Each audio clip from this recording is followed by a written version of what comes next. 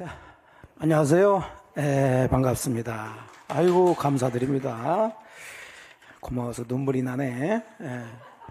자, 이제 새로운 과정이 이제 시작됐죠. 이번 코스는 한 10주 정도에 걸쳐가지고 강의가 진행되기 때문에 조금 좀 여유는 있습니다. 물론 그렇다고 해서 엄청나게 여유가 있는 건 아니에요. 특히 우리 야간은 시간이 이제 한정이 돼 있기 때문에 그래도 이번 파트에서는 좀 중요한 거 다 좀 어느 정도는 훑어보는 식으로 그렇게 좀 가도록 할게요. 그 다음에 역시 이제 종종 이 프린트가 나갑니다. 이 프린트 특히 이제 우리는 문제를 풀어야 되니까 뭐 이론 아무리 뭐 알아듣는다 하더라도 문제가 나왔을 때 이걸 풀 수 있어야 돼요. 문제 푸는 것은 다른 거 없습니다. 연습을 자꾸 하셔야 돼요. 그래서 이제 해당되는 테마가 있으면 우리 민법은 이제 그 나오는 것들이 거의 대부분 정해졌다고 그랬어요. 그 부분을 이제 공부하시면 거기에 해당되는 문제를 바로 풀어보는 게 제일 좋아요. 그래야지 지금 배운 게 어떤 식으로 문제가 나오는 건지 그걸 확인할 수 있으니까요. 그렇게 보시고 그 다음에 항상 이제 제가 주의를 환기시켜 드리는 게 법 공부를 하시는데 본인 생각 놓고 오셨죠? 본인 생각하시면 안 돼요.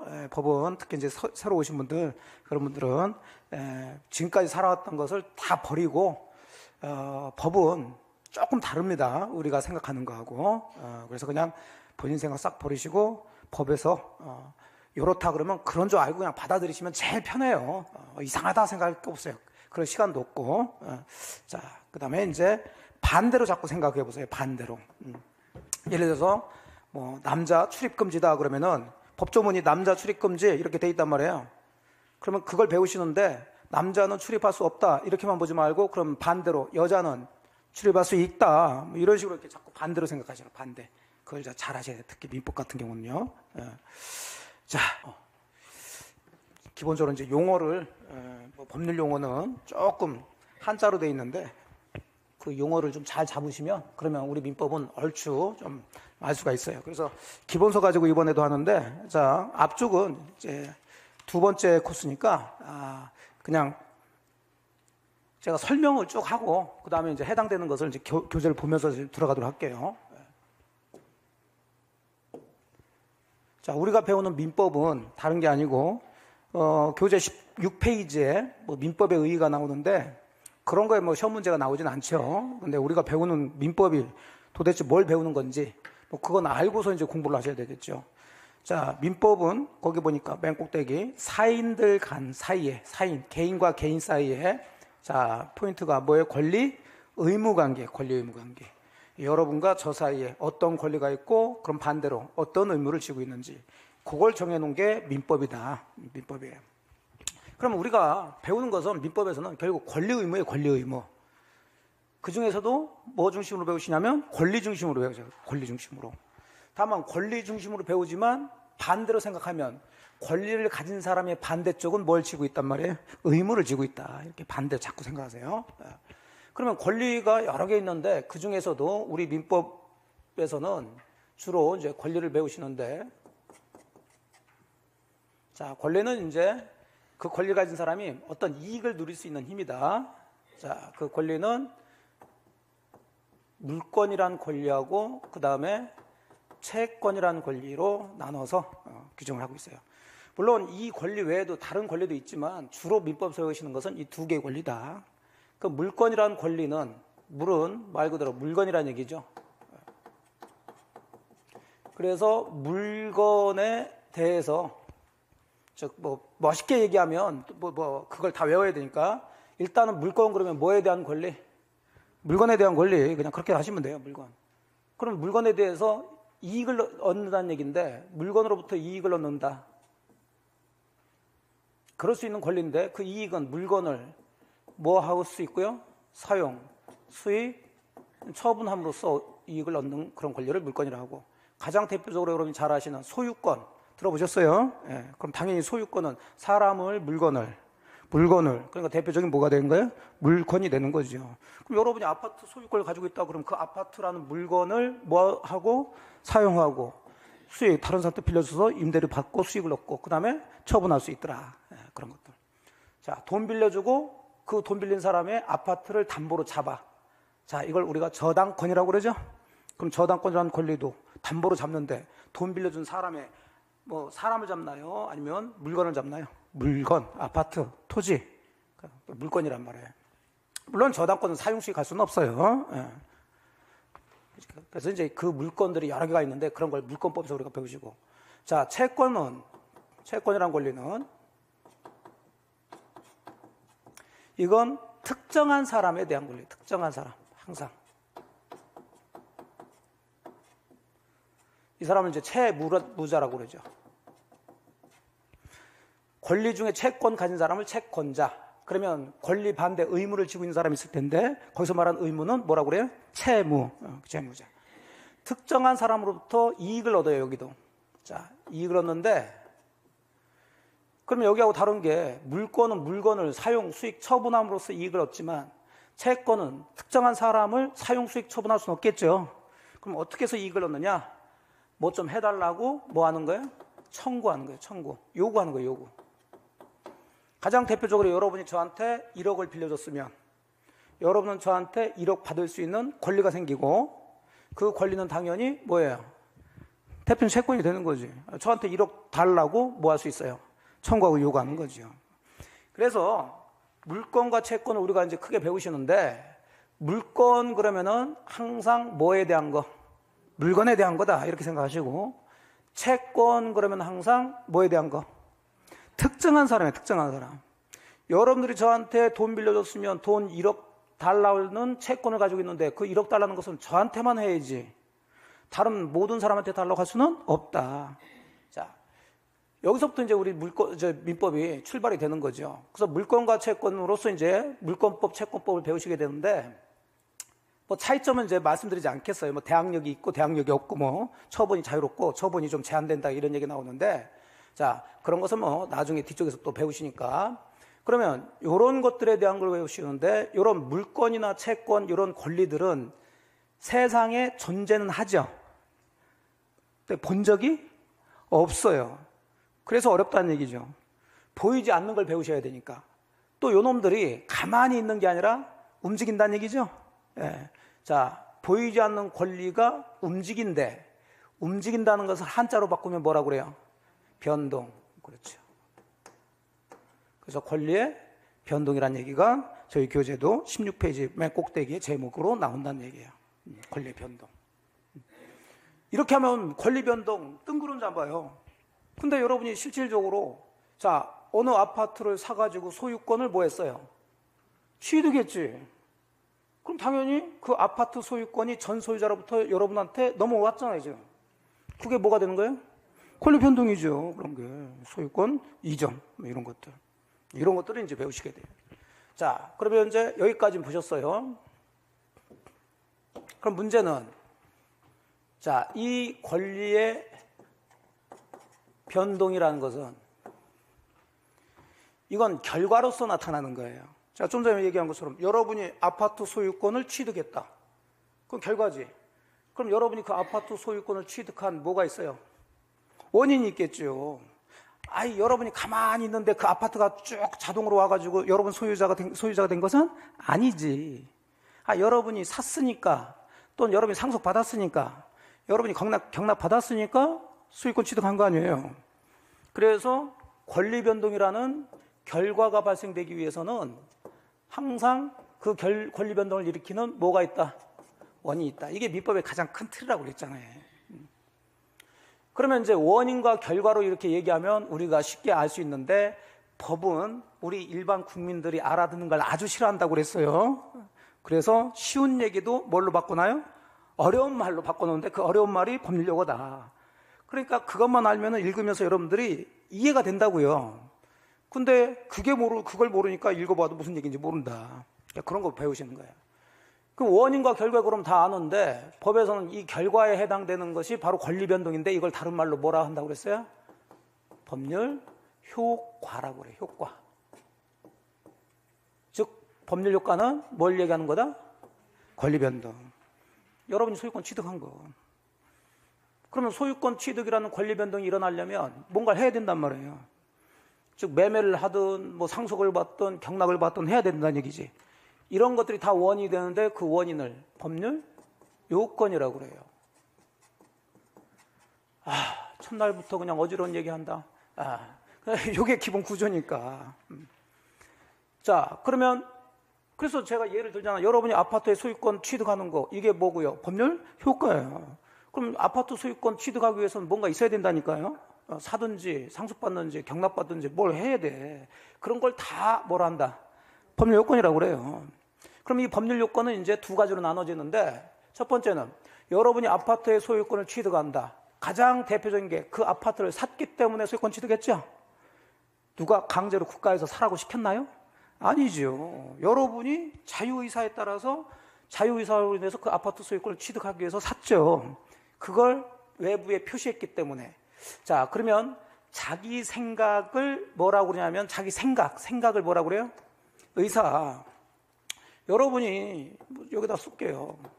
소유권을 이전 또는 취득한다는 그 아파트 소유권을 취득하려면 뭐가 있었어요? 의사.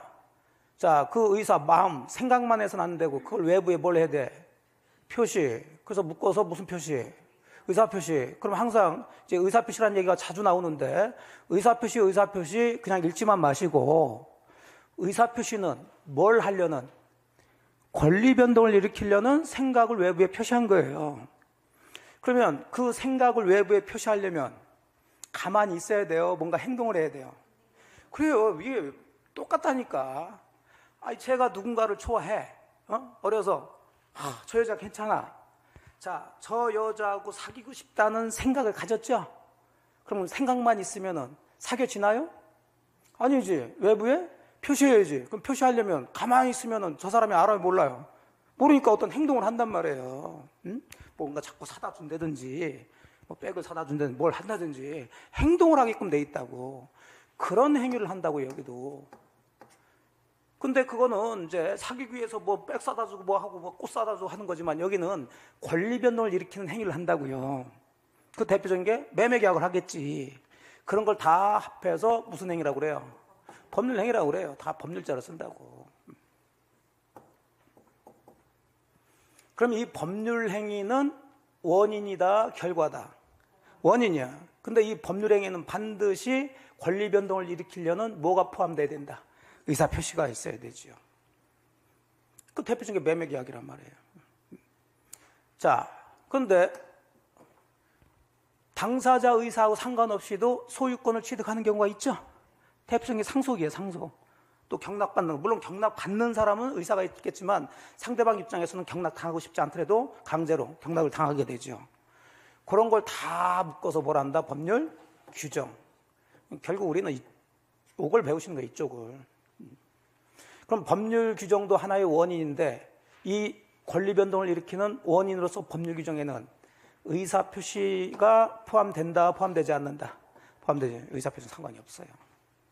이걸 이제 우리가 전체적으로 배우시는 거고. 자, 그러면 이제 이 중에서 법률 규정은 말 그대로 법조문이니까 쭉 가다가 중요한 법조문이 있으면 그거 배우시면 돼요. 자, 그러면 앞쪽에서는 전부 다 이제 대표적인 뭘 가지고 법률 행위, 이걸 가지고 이제 공부를 한다. 그래서 이제 민법 총칙이라고 그러지만 민법 총칙은 전부 다 뭐에 대한 얘기를 하냐면 법률 행위에 대해서 얘기하는 거예요. 여기서 10문제가 나와요. 그리고 이제 권리 중에 물권을 배우는 물권법이 나오고 그 다음에 채권 배우는 채권법이 나오는데 그 채권법 중에서도 일부만 우리 공인중개사 시험에 해당되는 계약법을 배우시고 뭐 그런 식으로 진행이 된다. 자, 여기까지는 대충 이해가 되시죠? 네, 그러니까 법은 이렇게 딱 틀이 잡혀 있어요. 그러니까 쉽게 해서 왁구가 이미 딱 짜여져 있다고, 법은. 거기다가 이제 대입을 해서 들어가시면 돼요. 그러면 답은 그대로 나와요. 막 자기 마음대로 왔다 갔다 하는 거 아니다. 근데 이 구조만 잘 잡고 들어가시면 특히 민법은 굉장히 좀 여러분들 쉽게 이해할 수 있어요. 왜냐하면 민법은 아까 개인과 개인 사이라고 그랬죠. 여러분 개인 맞죠? 예, 그 다음에 다른 사람도 개인 맞아요. 그 관계니까 여러분들이 많이 겪어본 적도 있을 거고 아니면 좀 느끼기가 쉬운 게 있어요. 다른 법보다. 자, 그래서 이 법률 행위에 대해서 이제 쭉 설명이 됩니다. 권리 변동 얘기가 쭉 나오는데 이건 그렇게 중요한 게 아니니까 그냥 권리의 변동은 권리를 취득하는 거 그렇게 일단 이해하시면 돼요. 권리 있다가 소멸되는 것도 권리 변동이지만 그게 포인트는 아니니까. 자, 그래서 17페이지에 권리 변동의 의의와 형태 나오는데 이런 데에서 시간을 잡아먹을 필요는 없단 말이죠. 왜? 우리는 시험에 많이 나오는 걸 보셔야 되죠. 그래서 이런 기본 구조를 가지고 그냥 권리 변동이라는 것은 권리를 취득하는 거다 이렇게 생각하시고 들어가셔도 큰 무리는 없어요. 물론 나중에 이제 쭉 보시겠지만, 그럼 권리 변동을 일으키는 원인 중에 뭐에 대해서? 법률 행위에 대해서. 자, 그러면 법률 행위에 대해서 쭉 넘어가시게 되면 어디가 나오냐면 23페이지가 그렇게 해서 나와요. 그 23페이지 맨 꼭대기 제목이 뭐라고 나왔어요? 법률 행위. 그래서 거기서부터 128페이지까지 128페이지까지가 전부 다 법률 행위에 대한 얘기입니다. 법률 행위. 자, 그래서 법률 행위가 뭔지는 이제 이해됐죠? 예. 그래서 법률 행위 얘기가 계속 나올 거예요. 또 의사표시가 계속 나올 거라고.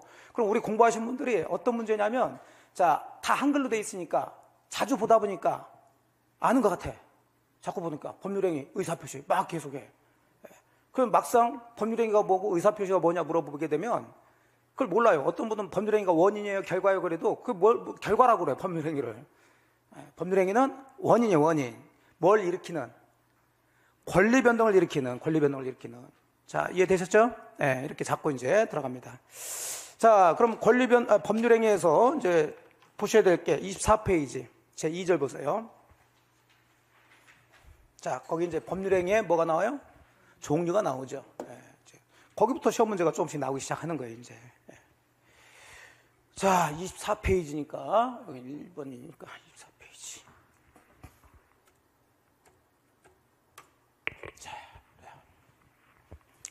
자, 법률행위가 이제 뭔지는 알았으니까, 법률행위는 권리 변동을 목적으로 하는 의사표시를 필수 요소로 하는 법률 요건이죠? 예, 그거예요. 그러니까 그걸 다 외울 필요는 없어요. 두 가지 기억하시면 돼. 법률행위는 원인이다, 결과다. 원인, 그 법률 요건이라고요. 근데 반드시 뭐가 있어야 된다? 의사표시가 있어야 된다. 그 두 가지만 기억하시면 돼. 자, 그러면 이 법률행위가 굉장히 종류가 많은데 이걸 나눠보자는 얘기예요. 자, 나누는데 여기 보니까 법률행위 중에 단독행위라는 거 있고 계약이라는 거 있고 합동행위라는 게 있고 이렇게 해서 나누는데 이건 몰라도 돼요. 여기서는 뭐 하고요? 단독행위하고 계약으로 나눠지는 것을 보시는데, 그럼 항상 나누는 기준이 있어야 되는데, 단독행위냐 계약이냐를 나누는 것은, 자, 단독행위도 법률행위고 계약도 법률행위란 얘기죠. 그럼 반드시 여기에는 뭐가 있다? 자, 근데 의사표시 뭐에 따라서? 수에 따라서 나눠져요. 의사표시 몇 개가 있어야지만이 성립하느냐? 그럼 이미 다 끝났잖아요. 단독행위는 의사표시 몇 개? 하나만 있어도 그 법률행위는 성립이 된다고요. 의사표시 하나만 가지고서도. 그래서 한 개 의사표시만으로 성립하는 법률행위를 단독행위라고 그래요. 그럼 단독행위의 대표적인 게 뭐가 있느냐? 여러분이 저한테 사기를 당해서 매매 계약을 했어요. 그럼 매매 계약은 계약이지 단독행위가 아니죠? 여러분이 아무리 사고 싶다는 의사가 있다 하더라도 매매 계약은 성립되지 않죠? 제가 팔겠다는 뭐가 있어야 돼요? 의사표시가 있어야지. 그럼 두 개 의사표시가 맞아져야 계약이 성립된다고. 근데 매매 계약은 성립됐는데 여러분이 저한테 뭘 당했어요? 사기를 당했다고. 쓸데없는 땅을 막 좋다고 해가지고 여러분들 팔았다니까요. 나중에 여러분이 매매 계약 사기당해서 쓸데없는 땅을 샀다라고 느꼈어요. 알았어. 그럼 여러분은 이 매매 계약을, 쓸데없는 땅인데 이걸 여러분이 10억에 샀다니까? 그럼 여러분이 이 매매 계약 그대로 유지하고 싶어요? 없애고 싶어요? 없애고 싶어. 그럼 우리 법에서는 사기를 당해서 의사표시한 사람은 그 법률행위를 뭐 할 수 있냐면 취소할 수 있다라고 정해져요. 그럼 여러분이 이 계약을 취소하고 싶겠죠? 그러면 이 계약을 취소하는데 저의 의사표시, 저도 취소하겠다는 의사표시가 있어야 취소한다고 그러면 이 세상에 취소는 안 되겠지. 자, 그러면 취소 같은 경우는 여러분, 사기당한 여러분이 일방적으로 취소한다라는 의사표시 몇 개만 있으면, 하나만 있으면 맺었던 계약이 없어져 버린다고요. 그럼 취소는 계약이에요? 단독행위예요? 단독행위죠. 매매는 계약이지만. 되셨죠? 네, 그런 거예요. 자, 근데 이제 조금 더 들어가야 돼. 이제 단독행위라는 게 뭔지를 아셨어. 근데 요놈의 단독행위가 둘로 나뉘어져. 그래서 이걸 구별해봐라 하는 문제들이 가끔 나와요. 자, 다 단독행위니까 의사표시 하나만 있어도 성립이 돼. 근데 차이점이 요것은 뭐가 없어? 상대방이 없는 단독행위고 요거는 상대방이 있는 단독행위예요. 그럼 여러분 한번 생각해 봅시다. 좀 전에 제가 여러분한테 사기를 쳐가지고 매매 계약을 했는데 여러분이 사기당한 줄 알고 이 매매 계약을 뭐 한다? 취소한다. 그거 계약이에요? 단독행위예요? 단독행위. 그럼 여기서 상대방이 있는 단독행위일까요? 상대방 없는 단독행위일까요? 상대방이 있지. 사기 친 놈한테 야, 나 이거 계약 취소하겠다 해야지. 하늘에다 대고 나 취소 그러고 다니면 안 되겠죠. 이런 거예요, 이렇게. 그래서 이제 구별을 하시는데, 물론 우리는 이제 계약 중심으로 이제 공부를 하지만 단독행위를 여기에서 이제 구별할 수 있는 점들을 물어봐요. 그럼 아직은 우리가 잘 배우지 않았지만 어쩔 수 없이 문제가 가끔 나오니까 외워서라도 정리하자는 얘기예요. 그럼 상대방 없는 단독행위고 상대방 있는 단독행위로 나눠져서 이렇게 정리해드렸는데, 지금 적은 게 상대방 없는 예예요? 상대방 있는 예예요? 없는 이죠. 그럼 이쪽을 먼저 잡아도 돼요. 이쪽 잡아도 되고 이쪽 잡아도 되는데, 자, 유언이라고 있어요. 또는 유증. 유언 아시죠? 야, 유언은 돌아가시기 전에 부모가 자식들한테 하는 거 아니냐? 그래서 자식들에게 하니까 자식들이 상대방이 있는 거 아니냐? 이렇게 오해하시는데 그건 드라마에나 있는 거고, 드라마, 영화에서나 야, 이들아 이리 와봐라. 그래서 내가 죽거들라고 이런 것이지 그건 법적으로 유언이 아니에요. 그 법적인 유언은 딱 법에서 정해진 5가지 방식에 의해서 해야 유언으로서 효력이 발생돼요. 가장 대표적으로 자기가 유언서 작성해가지고 공증 받아가지고 자 비밀 창고나 금고에 넣어놓는 거지. 그리고 사망하면 이제 변호사가 딱 해서 뜯어가지고 그렇게 하는 거예요. 혼자 하는 거예요, 혼자. 그래서 상대방 없는 단독행위. 몰라도 돼요, 몰라도. 재단법인 설립행위는 더더욱이나 알 필요가 없어요. 그 다음에 권리 포기하는데 뭘 포기하는 거? 소유권 포기하는 거. 여러분이 저기 시골에 땅을 가지고 있는데 쓸데없는 것 같아. 나 땅 소유권 포기할래. 포기하면 되는 거지. 누구한테 가가지고 나 포기하겠습니다 할 이유가 없어요. 그래서 이 3가지는 단독행위 중에서 상대방 있는 없는 상대방 없는 단독행위예요. 그래서 가장 여러분이 어려서 공부할 때도 많이 해보시겠지만 외울 때는 여러 가지 방법이 있지만 앞글자 따서 외우는 것도 많이 해봤죠. 그래서 제 이름이 뭐래요? 제 헌인데 얘를 포기하면 안 돼요. 소를 포기해야 돼. 그래서 제 소 포기. 유재소 포기는 상대방 없는 단독행위다. 이렇게 잡으세요. 유증은 유언으로 자기 재산을 증여하는 거예요. 내가 죽거들랑 내 재산 중에서 요만큼 또는 뭐는 누구한테 주거라. 유언의 일종입니다. 그래서 유재소 포기는 상대방 없는 단독행위예요. 자, 상대방 있는 단독행위는 주로 우리가 배우는 단독행위들은 거의 대부분 상대방 있는 단독행위예요. 취소 딱 맨 앞에 앞장서고 있죠.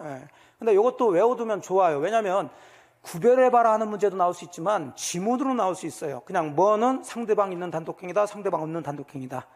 그러면 사실 유재소 포기를 외우셨으면 그게 아닌 것은 상대방 있는 단독행위겠죠. 뭐 그렇게도 구별할 수 있지만 여기에는 또 계약에 해당되는 것도 있기 때문에 또 조금은 외웠으면 또 괜찮을 수가 있어요. 그래서 이건 2개를 한번 다 외워봅니다. 자, 역시 마찬가지 이것도 앞글자를 따는데 자, 요 순서로 따지는 않겠어요. 자, 제가 그냥 말을 만들 테니까 동이 있나요? 동. 상계라는 게 있나요?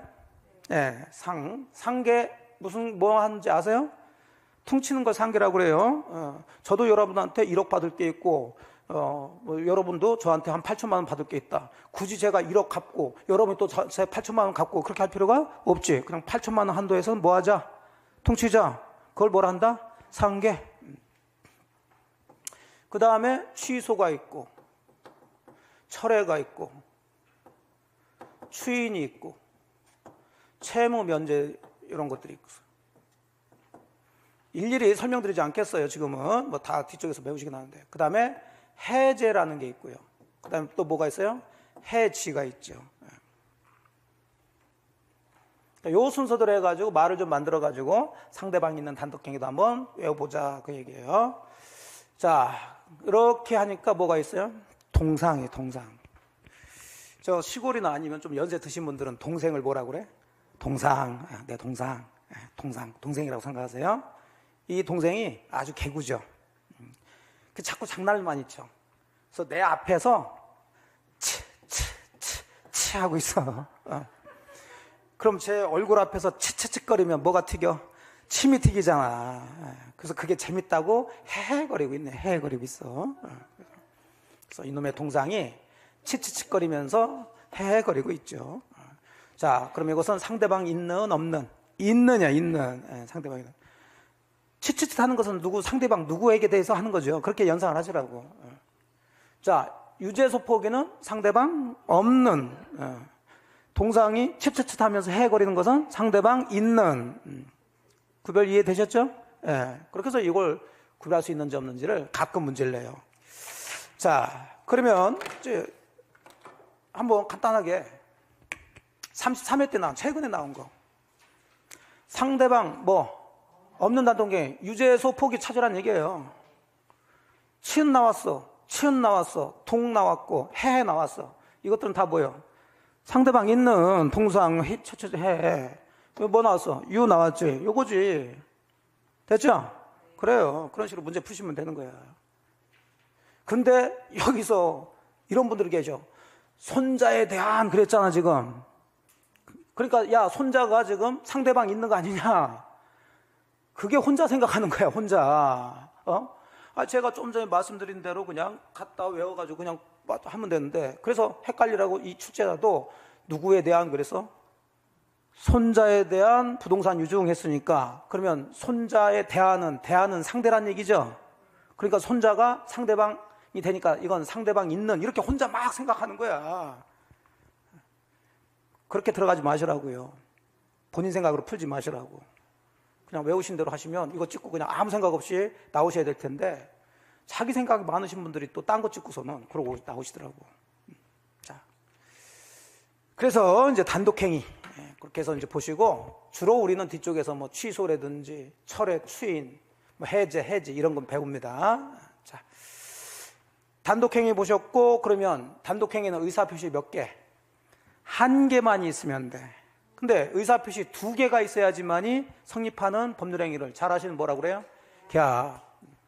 그러면 그 의사표시를 각각 명칭을 잡는데, 가장 대표적으로 매매 계약이 대표적인 계약이 되는 거죠. 그럼 매매는 누군가 팔겠다 또는 사겠다라고 청하는 의사표시를 먼저 해야 되겠죠. 그걸 뭐라고 그래요? 청약이라고 그러지. 제가 여러분한테 그 아파트 저한테 5억에 파세요. 청약이죠. 자, 근데 그 청약만 있어서는 매매 계약이 성립되지 않고, 거기에 따라서 여러분이 5억에 팔겠습니다라고 뭘 하면 돼요? 승낙이라는 의사표시 하는 거죠. 두 개가 딱 합치되면 계약이란 법률행위가 성립이 된다. 됐어요. 자, 이제 지금 뭘 배우고 계세요? 법률행위 종류를 구별하는 거예요, 지금. 그 중에 의사표시 개수가 몇 개냐에 따라서 단독행위와 계약. 단독행위 중에 상대방 없는 거, 있는 거. 상대방 없는 거 뭐? 유죄소 포기. 있는 거? 동상이 치치치 헤헤거리는 거. 됐죠? 자, 그 다음에 2번 보시면, 이게 전에도 말씀드렸지만, 자, 목차가 채권행위 나오면 채권에 대비되는 것은 뭐가 있을까요? 물건이지. 그러면 물건행위를 하든지, 이 채권행위를 다른 말로 의무 부담행위라고 그래요. 거기에 대응해서는 처분행위 이렇게 얘기할 수도 있죠. 그러니까 이게 틀렸다는 얘기는 아닌데 목차를 좀 정확하게 잡으면 좋다 이거지. 왜 그러냐면, 자 보세요. 다시 우리가 법률행위를 배운다고 그랬는데 법률행위 종류를 나눠본다고 했어요. 다시 법률행위는 원인이에요, 결과예요? 법률행위는 원인. 뭘 일으키는 원인? 권리변동을 일으키는 원인. 항상 그 구조로 들어가시라니까. 자, 그럼 모든 법률행위에 의해서 모든 권리변동이 일어날 수 있다는 얘기죠. 자, 이걸 나누는데 여기서는 어떤 권리변동을 일으키냐에 따라서 나눈다는 거예요. 그럼 이 권리가 아까 채권이 될 수도 있고 뭐가 될 수 있어요? 물권. 그러면 채권 변동을 일으키는 법률 행위를 무슨 행위? 채권 행위로 했으면 물권 변동을 일으키는 법률 행위로 나눠야지. 그러면 무슨 행위? 물권 행위 이렇게 나누는 거예요, 사실은. 근데 여기는 채권 행위하고 처분 행위. 물론 아주 틀린 건 아니에요. 처분 행위 중에 이제 물권 행위가 들어가 있으니까. 근데 공부를 하시기 위해서는 이렇게 대비되는 것을 논리적으로 따져줘야 된다는 거죠. 자, 여기까지 이해되셨죠? 채권 행위를 다른 말로 제가 저기 쓴 것처럼 뭐라 하냐면 의무 부담 행위라고 그래요. 그럼 여기에 대응하는 단어는 처분 행위라고 얘기해요. 무슨 얘기인지 이해되셨어요? 네. 그러니까 지문이 나올 때도 의무 부담 행위, 그 다음에 무슨 행위? 이렇게 하든지, 아니면 무슨 행위? 채권 행위, 물권 행위, 이렇게 하든지. 근데 저희 교재는 채권 행위하고 처분 행위. 틀린 건 아닙니다. 이 처분 행위는 물권 행위만 들어간 게 아니라 준 물권 행위라고 되는데, 그것까지 뭐 들어갈 건 아니고. 자, 그러면 이게 무슨 얘기인지 이제 구조, 틀 속에서는 이제 잡혔어요. 이게 틀이란 말이에요, 이게 틀. 틀에다 딱 대입하니까 그대로 나오잖아요. 가장 큰 틀 법률행위로부터 권리변동이 일어나는데 이걸 나눈자. 그럼 권리를 나누면 채권 변동을 일으키는 법률행위를 뭐라 하고? 채권행위를 하고, 물권 변동을 일으키는 법률행위를 물권행위. 이게 틀이죠. 그냥 왁구로 그냥 집어넣으면 돼. 다만 채권행위를 다른 말로 의무부담행위, 물권행위를 처분행위. 자, 그러면 이제 용어는 잡았는데 도대체 이게 무슨 얘기인지 자, 다시 한번 들어가 봅시다.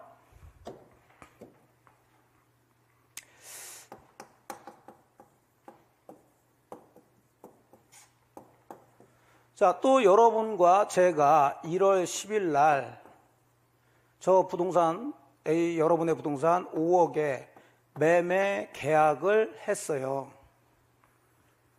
그러면 의사표시 개수에 따라서는 이건 계약이죠? 네. 근데 우리는 이제 그건 끝났고 요게 채권행위냐 물권행위냐 이걸 따지는 거예요, 이제는.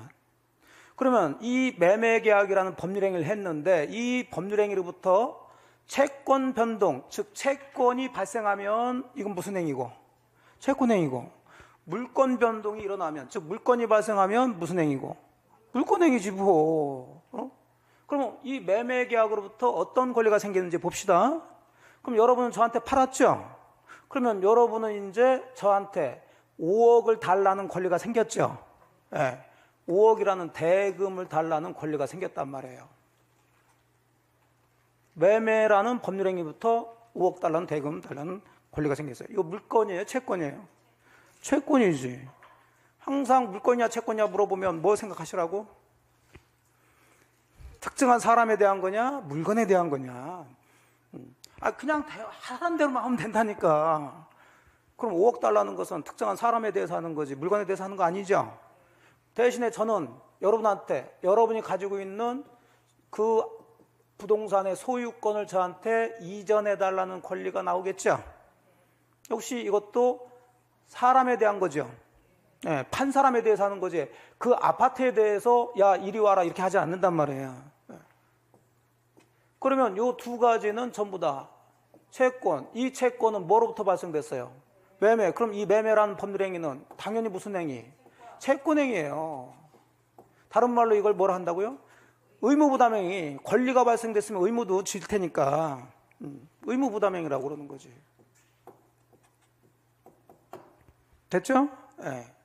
자, 그리고 이 매매계약에서 1월 10일 날 매매계약 했지만은 즉시 매매계약 하자마자 돈 주고 소유권 이전하지 않는단 말이에요.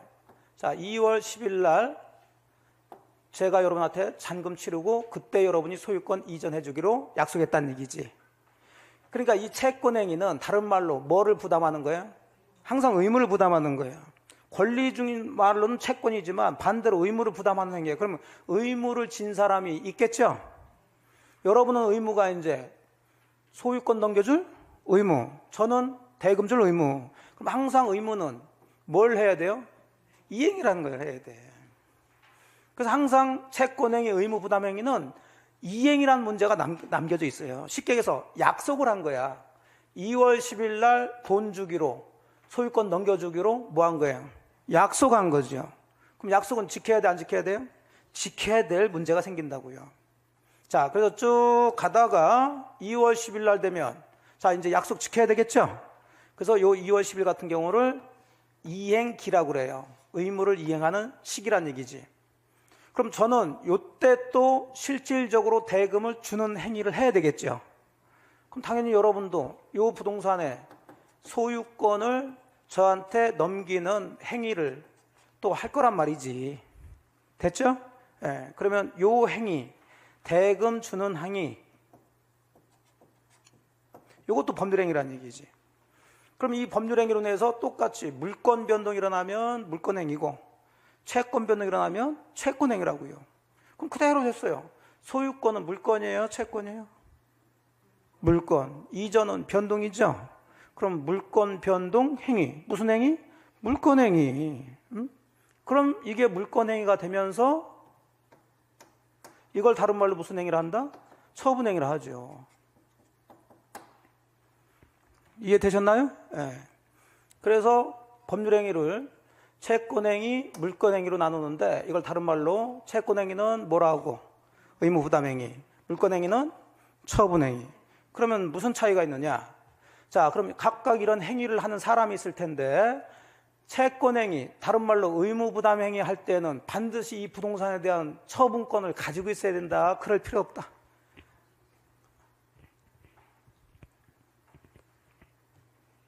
자, 그럼 여기부터 볼게요.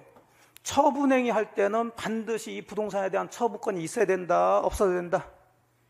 있어야 된다. 그냥 써진 대로 하라니까. 그러면 여기는 처분행위예요, 의무부담행위예요?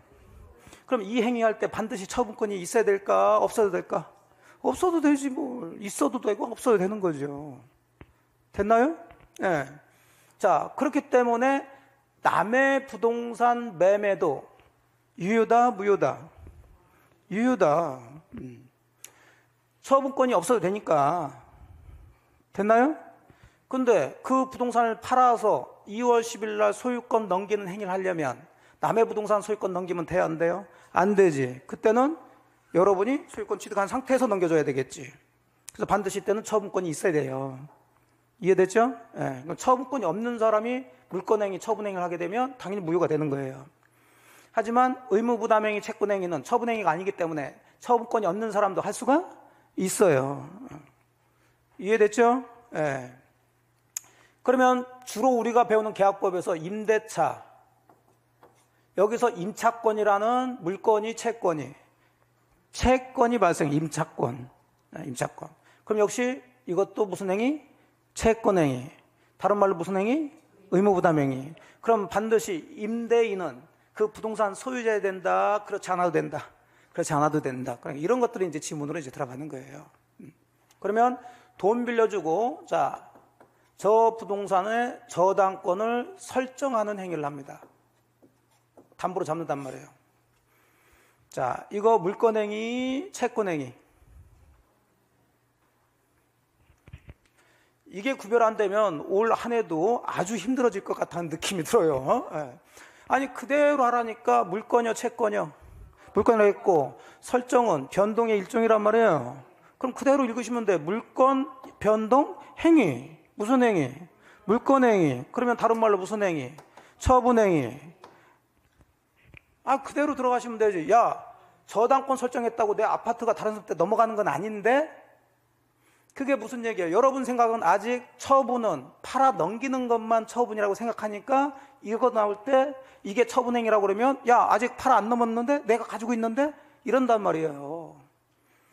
그러니까 머릿속에 자기 생각을 다 빼란 얘기지. 어? 모든 물권행위는 뭐예요? 처분행위야. 소유권 넘겨주는 것도 처분행위지만 저당권을 설정하는 행위, 지상권 설정하는 행위 다 처분행위가 되는 거예요. 그럼 저당권 설정행위 할 때 처분권이 있어야 돼요, 없어야 돼요? 있어야지. 자기 부동산에 저당권 설정해야지. 타인 부동산에 저당권 설정할 수는 없죠. 됐죠? 네. 남의 부동산 팔아도 돼, 안 돼? 남의 부동산 팔아도 돼, 안 돼? 되죠. 본인 생각이 가득 찼어. 내일 아침 일찍 일어나가지고 길거리 다니다가 괜찮은 부동산 있으면 팔아봐. 괜찮아. 민법적으로 아무 문제 없어요. 다만 팔았으면 약속한 거죠? 뭐 해주기로? 소유권 넘겨주기로. 그게 문제가 되는 거지. 뒷감당 하려면 팔아도 돼요. 그렇잖아요.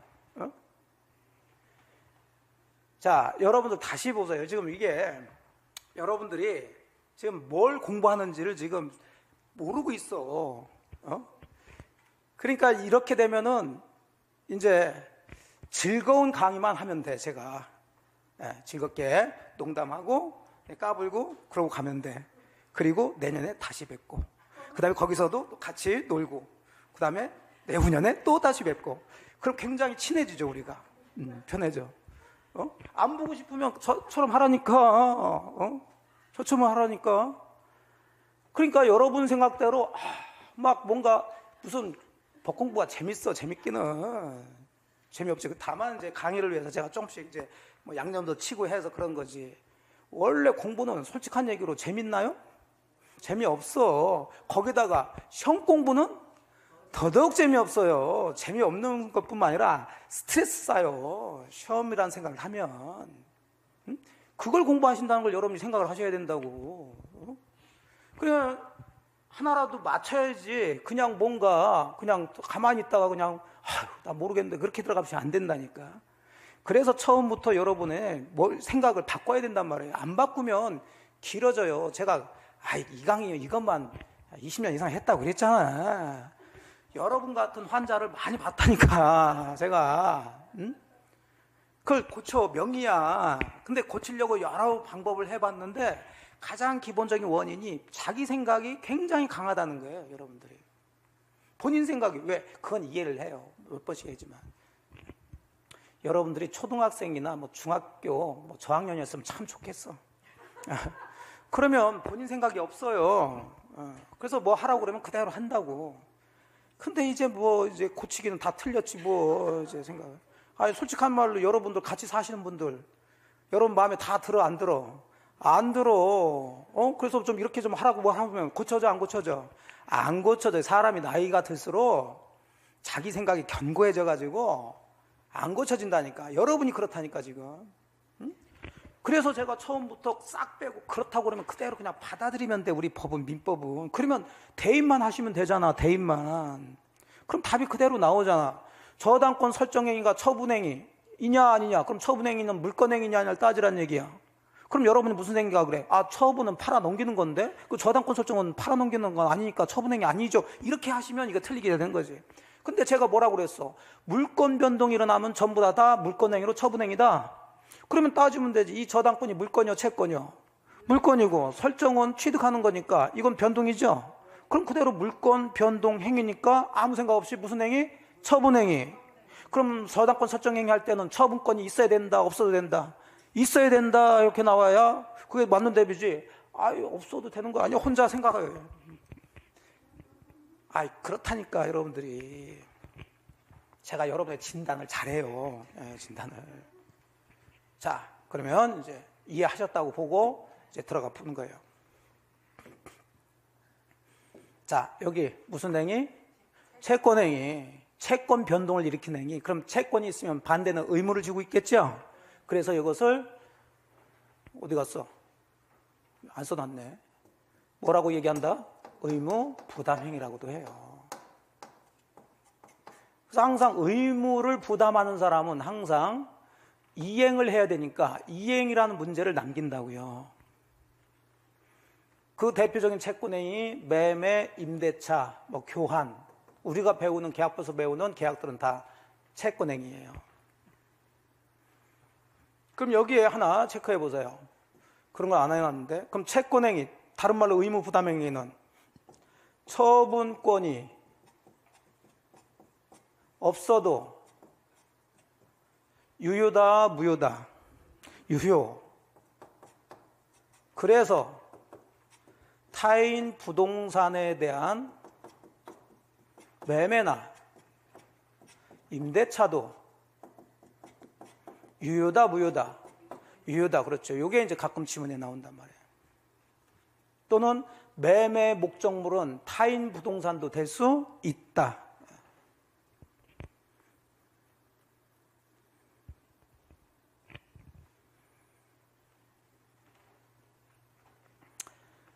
자, 두 번째는 처분행위 중에 이제 물권행위를 일단 보시면 돼요.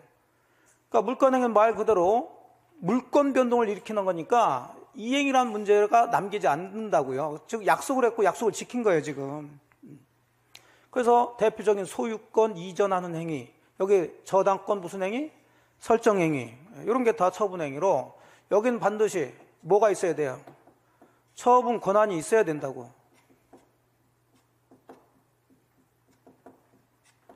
처분 권한이 없는 사람이 처분행위 하게 되면 당연히 그 처분행위는 뭐가 된다? 무효가 되겠지. 그러면 저당권 파트에서 그런 지문이 나온다고요. 저당권에 대한 설명에서 맞는 것 틀린 것 해서 저당권 설정행위에 처분 권한이 없는 저당권 설정행위도 유효다. 그러면 그건 틀린 지문이 되는 거지. 처분 권한이 없는 자의 저당권 설정행위는 무효지요. 유효가 아니라. 됐어요? 네. 자, 그래서 이제 또 법률행위를 둘로 크게 나눠봤어. 자, 다시 의사표시 개수에 따라서는 어떻게 나눴어요? 단독행위하고 계약이야. 의사표시 한 개만 있는 거? 단독. 두 개가 있어야 되는 거? 계약. 그 중에 단독행위를 중점으로 보셨는데 상대방 없는 거? 유죄에서 포기. 상대방 있는 거?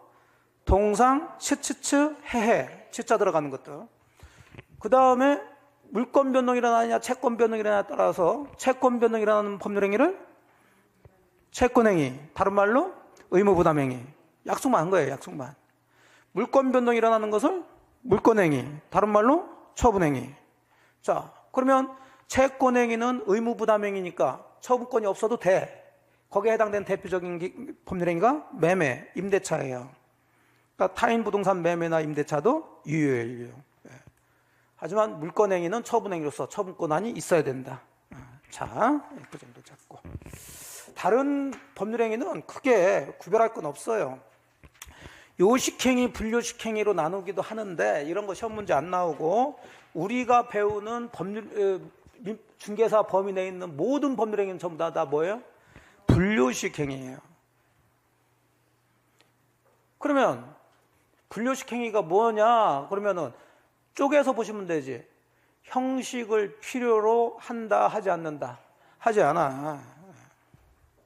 그럼 요식행위는 형식이 필요하다고요. 일정한 형식을 갖춰야지만이 성립이 돼. 그러니까 기본적으로 의사표시는 있어야 되지만 의사표시만 있어서는 안 되고 일정한 형식까지 갖춰야 성립하는 것을 무슨 행위? 요식행위. 대표적인 게 뭐가 있을까? 혼인이에요, 혼인.